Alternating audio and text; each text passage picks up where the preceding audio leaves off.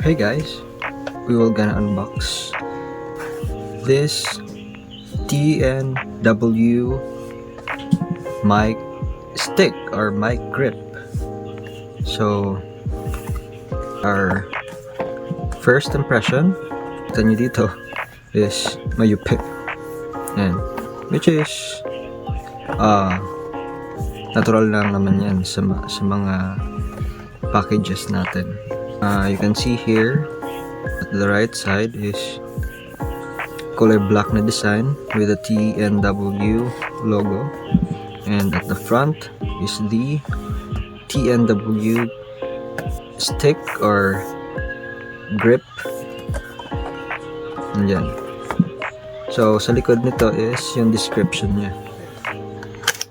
So pagbukas natin is makikita natin dito is yung foam. So we have here the noise cancellation foam, and may imprenta siya na TNW. So print yan, classic na pintura yung ginamit dito. So for the grip, makita nyo dito is the TNW logo, which is naka-imprenta din siya. So hindi siya sticker. Okay, here. So inlist natin. So ito yung laman ng stick, kabubuan, without any noise foam. Yung mga mics na malalaki is fitted dito like the DJI, the noise foam quality. So makikita nyo ito, may buta siya para makapasok to. So kasing laki ng palad ko, makikita nyo. So I will rate it 9 out of 10 because hindi pa tayo nakapag hawak ng ibang noise foam. So ito pa lang. So I will give it a 9. We'll proceed to the quality of the grip. So to be honest, it is a good quality of plastic. Okay, so napakatigas talaga nito.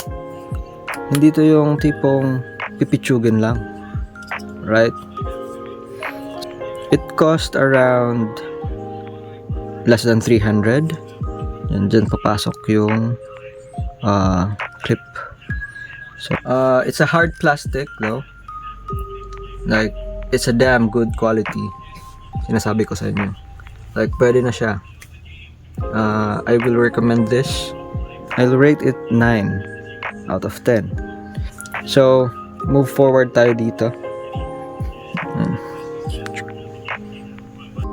So next we will unbox this TNW wireless microphone. So as you can see dito sa front box nya is we have here the image of the microphone. So ito yung receiver, and ito yung mic. So ito yung charging case niya. Okay, so makita naman natin dito sa baba is the color black. Yan. Then dito is the description sa bandang likod. It says product features: open the cover and start up, plug and play, no pairing required, color clip type, wearing, small and portable body, and 2.4 grams din pala to. Wireless transmission technology, stable transmission signal. Next is the AI noise reduction algorithm pickup. The last is microphone can support continuous interview for 6 hours. So side, walang logo dito sa side. you can see the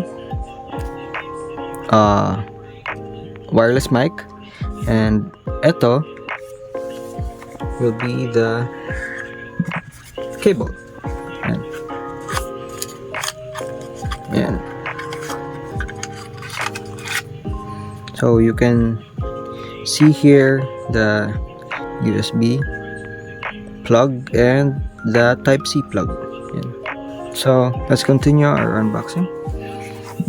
So habang binubuksan natin na fully open, makita muna natin dito is again the TNW wireless microphone manual. So again, hindi naman talaga natin itong binabasa, but para makita nyo, this is the manual of this TNW wireless mic. So para yung mga curious, di pa alam gamitin, so this is the introduction, ID diagram, andito nakasaad siya, and how to use. Yun.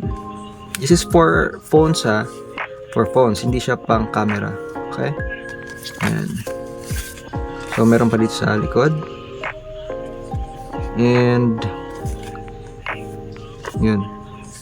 Packing list. Yan. Ito lang naman nakasaad dito. So if ever di nyo alam, may manual tayo dito. So yan, makikita nyo dito is this is ito na talaga yung wireless mic. So for me, i-rate natin yung appearance, texture, quality. So I must say sa appearance niya is napaka-slick, maganda. For the appearance, I will rate it 8. So why 8? Because may mga actually hindi naman may mga dislikes lang. Kasi gaya ng ibang mic is parang tawag nito, parang earphones na. Alam mo yun, yung open lang yung lid. Pero ito kasi baka kasi mahulog kasi walang although it's magnetic, but yun. So this is the receiver and this is the mic. So this is the receiver for the Android. Yan. So ikutin natin. And this is the receiver for the iPhones. So this is the front. This is the charging case. Magnetic siya, and eto na. So napakaganda. So makita mo umilaw agad, right?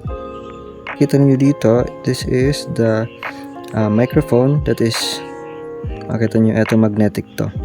Yan. So dito ko connect yung magnets niya. Then ito yung clip, built-in clip na siya. So matigas siya. Like pag trinip nyo to sa damit nyo is sigurado hindi matatanggal. So we will rate the quality of this. So I will give a 10 kasi dahil din sa price niya. So napaka-affordable nito for its price. Like napakaganda ng plastic niya. Although plastic siya, pero napakagandang quality. So again, yung isa, this is the right and this will be the left. So nag-green siya. So eto, may battery percentage pala dito. Okay, and dito nyo makita kung full battery siya or kung ilang battery niya. Right.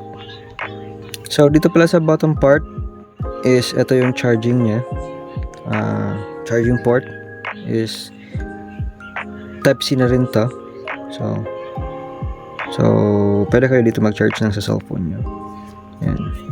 So ganito lang. Ito lang yung appearance niya. So napaka ganda sa price niya. So wala akong masabi. May mga nakita na rin kasi akong mga wireless mic na napakamura. Pero yung quality niya din, like, mura din. Bale, gagawin natin is magma-mic test tayo nito para at least hindi lang din sa appearance, mapag-rate din natin yung audio quality niya. Thank you so much sa panonood ng unboxing natin. Sana nakapag-decide kayo kung anong kukunin yung wireless microphone. So hanggang dito lang tayo and maraming salamat.